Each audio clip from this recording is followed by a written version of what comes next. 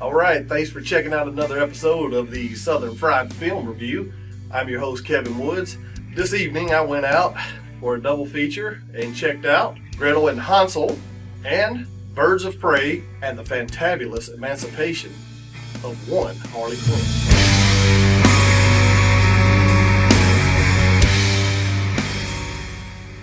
Alright, for my first feature tonight, I went and checked out Birds of Prey, the latest entry in the DC Extended Universe and the follow-up to 2016's Suicide Squad. Don't let the title fool you.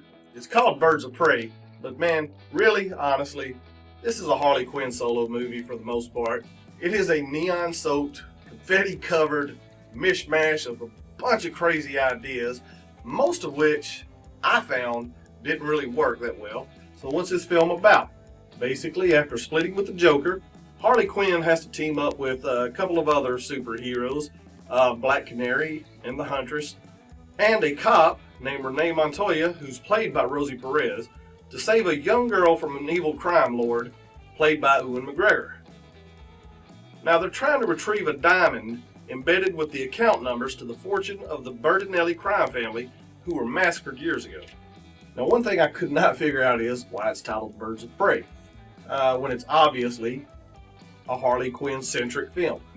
The movie pretty much follows her and her exploits as she meets these new characters who I don't know if they're going to continue to utilize in future films.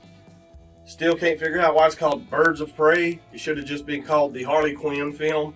And look, if I'm being honest, it did need a little bit more of Mr. J. I mean, I know a lot of folks did not care one lick for Jared Leto's interpretation of the Joker, and that's fine. But something felt missing in this film, and I think it was the Joker. Would I have enjoyed it more if Jared Leto would have popped up as the Joker? Probably.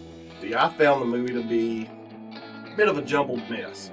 Yeah, it's an enjoyable jumbled mess, and it's borderline stupid most of the time. However, it's passable. I can say that the film does earn its R rating, and it tries to lean into it, but it doesn't take it as far as I felt like it should have. Sure, there's enough action in the film to keep you interested, and the jokes do come kind of fast and furious. But honestly, overall, I was just a little underwhelmed with it. It wasn't exactly what I thought a solo Harley Quinn movie should have been, and it's especially not what I thought a Birds of Prey origin film should have been. The movie was fast-paced, sometimes a little bit too quickly paced, but funny. The humor hit in all the right spots, and you could tell Margot Robbie was having an absolute blast in her role. Anyway, Harley Quinn really enjoys her egg sandwiches, a lot more than I enjoyed this movie. So, with that in mind, on a scale of 1 to 10, I'll give Birds of Prey 5 egg sandwiches out of 10.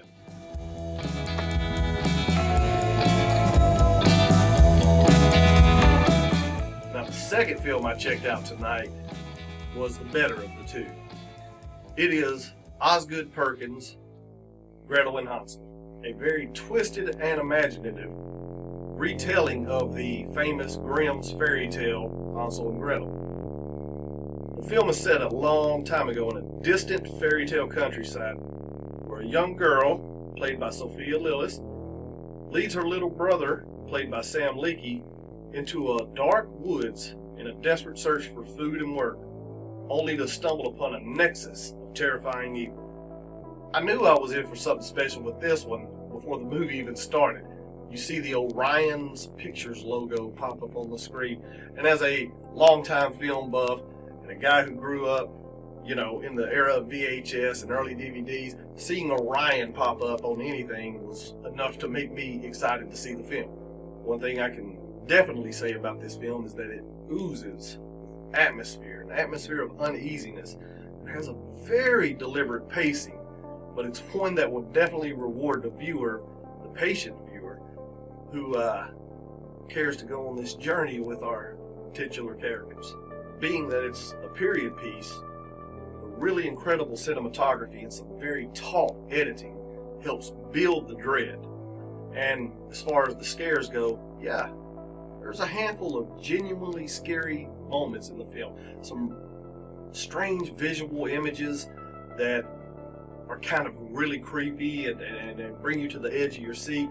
But overall, it's paced very deliberately to help build that tension, build that dread, leading to, well, you'll have to see the film to find out. Now, yes, the cast is very small, but there is one particular standout that I'm not going to be able to get out of my head for quite some time, and that's Alice Krige as the Witch in the Woods. I also want to point out that the score in this is fantastic. It's done by Robin Couder, who did some of the music for Alejandro Aja's Horns and Frank Calhoun's Maniac remake a few years back. The score is just absolutely perfect for this film, and certainly does help build the dread, build the tension that this film just oozes all throughout. Overall, I found Gretel and Hansel to be stunningly beautiful, genuinely creepy.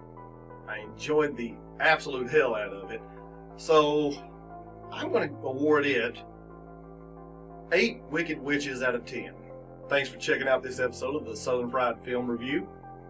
I'll have more reviews coming up real soon, including some retro reviews, a little something I'm calling Cinemaximum Overdrive of the Phantasm series.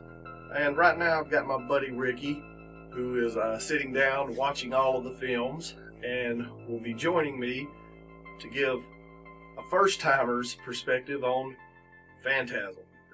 It'll be a lot of fun, so keep checking in. Thanks a lot.